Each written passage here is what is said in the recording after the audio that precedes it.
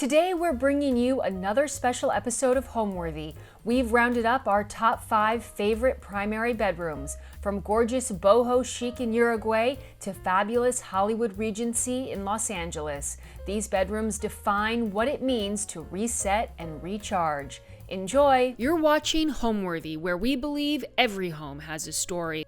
Like and subscribe for more. Let's head into the bedroom. Again, a very yellow room. This was part of this is my COVID lockdown room because I upholstered these walls myself over the course of like 2 months. All the nail head trim, all the ribbon trim. I needed a project. I needed something to do. So I'm like, let's upholster the walls. That'll take me a couple months to do. And then we just started layering in. We have tons of antiques.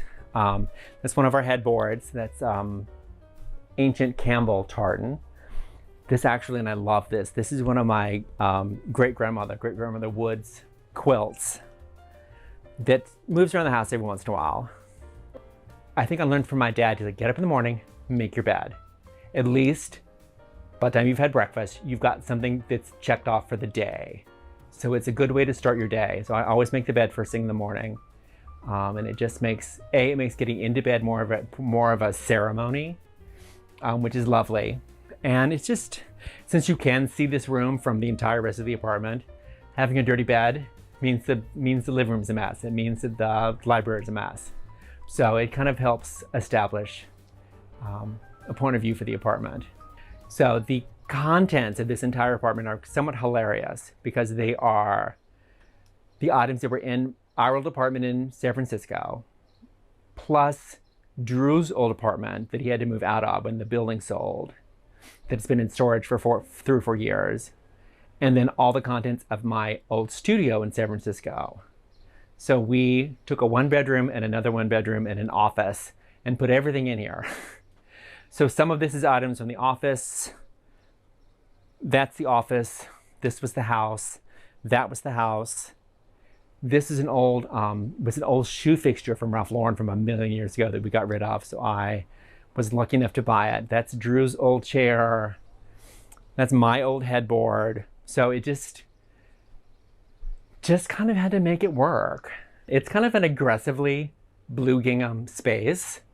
Not that we're all that kind of hoedownish, but it just kind of happened that way. And I was gonna do the lampshade in blue gingham. I'm like, no, let's be more interesting than that. So I found this purple gingham and just kind of cobbled it together. I will tell you that I did that with like a staple gun and some anger and just got it done. It's amazing what a staple gun and some anger will get you in your house. Up above the bookshelf, that's another Abercrombie piece. They were from a company in Italy that Abercrombie carried.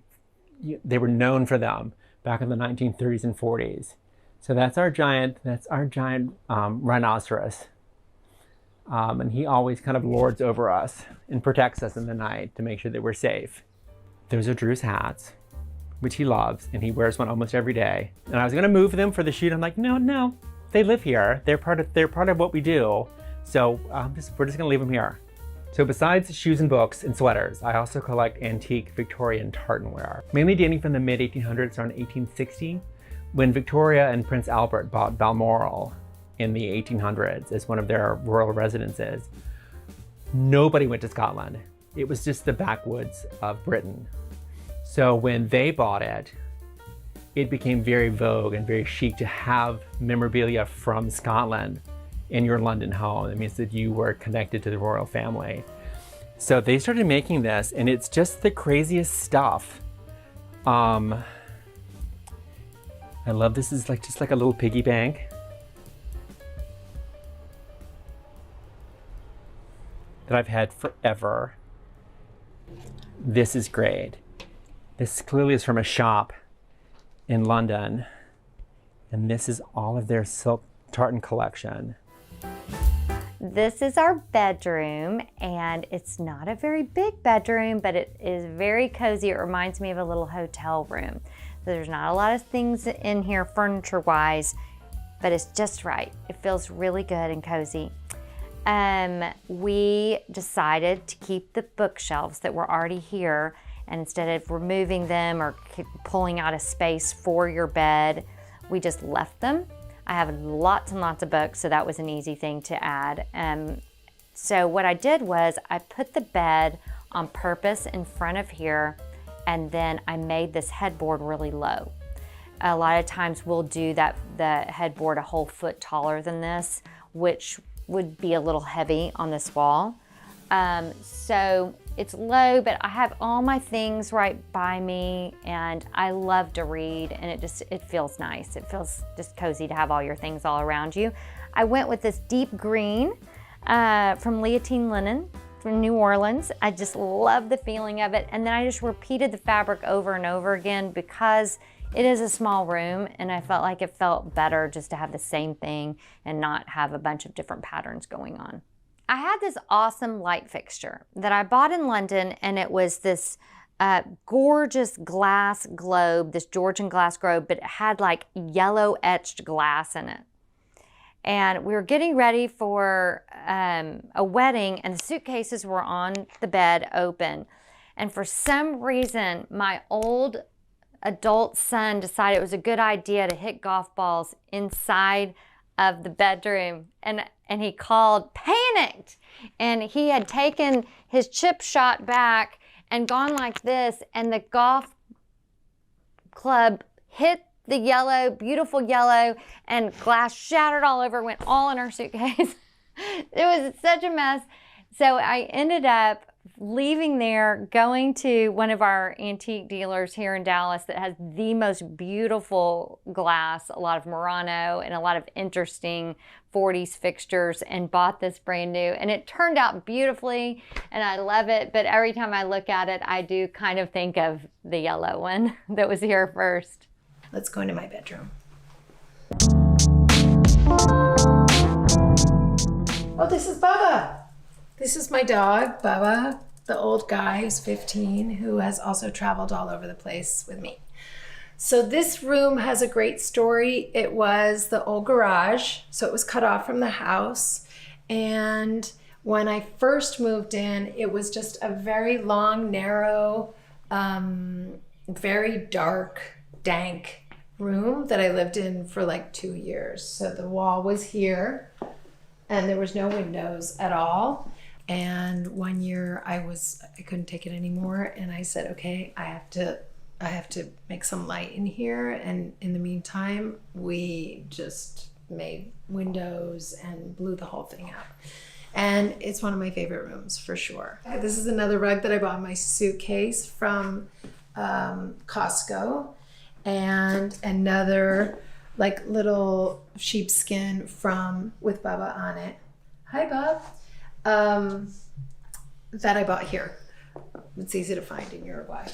This furniture, so I wanted to have like a living room and bedroom situation at the same time. So I bought these pieces here, actually, the 2 chairs and this really messed up couch, which is not the most comfortable, but I'd sit here actually, but it's a great place for the textiles.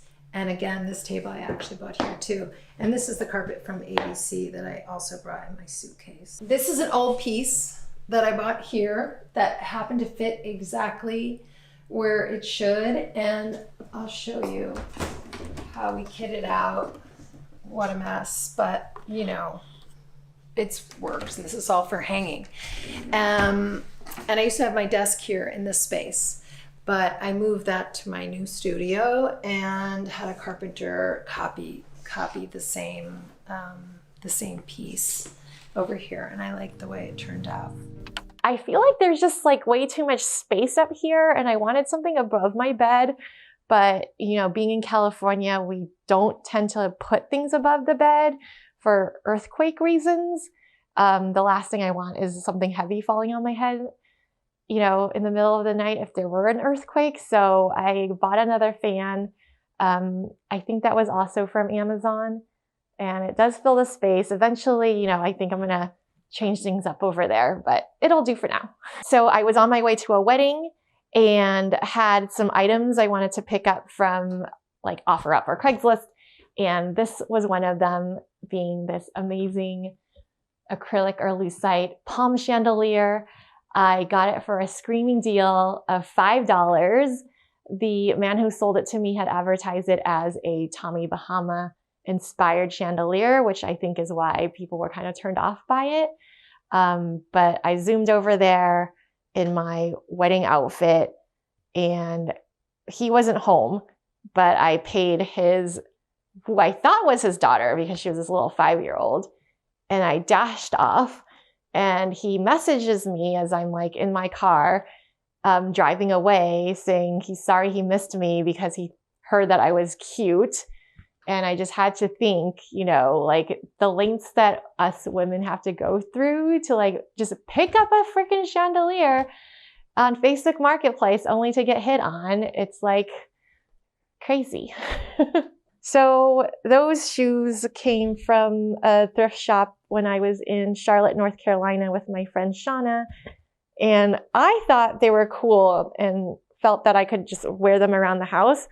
But it turns out they're made from like really flimsy cardboard. So the moment I walked around in them, they just like fell apart. So they're more decorative than anything else. So these nightstands, another Craigslist find, it came as one, and I went to pick it up, and the woman said, I actually have the second one, but part of the front mirror is missing, so you can have it if you want. I was like, yeah, giving me like his twin for free, I'll take that. So I did, and then spent, maybe $100 to get a piece of mirror replaced on it from a local furniture store. So this trinket box is also from my travels to Morocco, and I just like to use a lot of black and white in my home kind of as a through line to make things consistent and to show a common theme. So you'll notice that a lot of my rugs are like black and white too. This door needs some work, but I also painted this in black and white. Again, a trompe l'oeil effect. So this was just paint and some painter's tape to help me get the lines straight, but I had a little oopsie here. That'll need to be retouched. The fireplace was a Facebook Marketplace find as well. A young lady and her partner were moving, so I saw it, and I think they named her Regina, but when I bring things home, I actually love to like stage it and take a picture and then send it to the previous owners. And they're so appreciative because they just really get a kick out of knowing that somebody's appreciating their things as much as they did. So Regina is here. She keeps me warm during the winters. It is a working electric fireplace. I have a kind of a running joke with my my Instagram followers about this whole situation here. So these two dogs came from an antique store in Georgetown when I was traveling on business. So the woman who shipped them to me and sold them to me had no concept of how FedEx works and how you should probably package things, especially breakable things, very carefully. So when they arrived to me, they were shattered in like 100 pieces, and that was like an inadvertent DIY project where I basically had to super glue them back together. So they lived up here. One day I was moving mirrors around my house, and this piece, which is an anthropology mirror, was moved from downstairs, and I hung it on a really tiny hook, and I left for the day, and I get a really frantic text message from my neighbor who heard a loud thud and asked me if I was okay, and I was like, what are you talking about? I come home, and this mirror was like completely shattered on the ground, and this dog was another casualty. So this was like the second time he broke, poor guy, which is why he has like a hole in his head. So I've, joked about maybe giving him a little top hat or like baseball cap. So now this is my bedroom. This is the primary bedroom. And just as in the living room, I first had to do a little correction to some of the architectural elements, the construction elements. There was a singular beam that went from here over to there, down about 15 inches, and the whole room felt lopsided. Since the ceiling heights are so tall everywhere, I decided to drop the ceiling around the perimeter to keep a evenness, and then but pop it up in the center to capture the full height. And there I put slats of peach-colored mirror to reflect life beautifully. This room had a challenge though, because it really didn't have a bed wall if I also wanted to store my clothes. So I floated the bed in the center of the room, and the headboard also contains a very large dresser for all my folded needs. I wrapped it in the striato marble, which connects to the cocktail table in the living room. And I chose to do it in this very, very, very dark gray, in a lacquered finish, high gloss. And I like a dark room to sleep in, but I like a dark room during the daytime too. This one is flooded with light, but I love its mystery and its romance, its sensuality. And I decided to accent it with this corally pink. And I think it's perfectly masculine. Many people would say pink for a man's bedroom, but I think it's very nice and I'm very happy in it. It's beautiful. It could be a flamingo. It could be a beautiful piece of Persian coral. I actually like to sleep on a stack of pillows. They have to be down in feather, but I do sleep with my 3 pillows. And they're accented with this wonderful bolster that was custom fabricated by Arabelle Taggart, and these beautiful satin pillows, a textured bed cover. It's not a fancy bed arrangement. It's comfortable. A fur throw with another throw layered on top of it. Great classic Cedric Hartman lamps, go up and down and twist, so they're perfect for reading, but beautiful atmospheric light. On the top of the dresser headboard, an arrangement again of objects that mean something to me. A painting I bought 1,000,000 years ago that has very celestial, great dreams, colorful dreams. A little sculpture, bronze sculpture of a frog by my friend Lindsay, who I met in high school. And she went on to go to Parsons at the same time I did. A sculpture my mother did at Yale Art School, this beautiful bust of a woman. And other gifts and things. Another friend made that. So the talismans of life, the things that give you memory, I think give me comfort. I love 3-dimensional wall pieces, sculptures that attach to a wall or a ceiling. And behind me here, by the artist Rooney Olson, I have a marvelous piece of squirrels climbing up the wall, and it is made out of masking tape and graphite, and it is appropriately titled, literally, squirrels. Opposite the bed, there's more storage. There's cabinets behind me, and then at the end, there are 2 tall floor-to-ceiling cabinets with mirrored doors that hold shoes, folded sweaters, jeans, things like that. And between them, there's the TV, so I can watch from bed, and underneath it, a desk.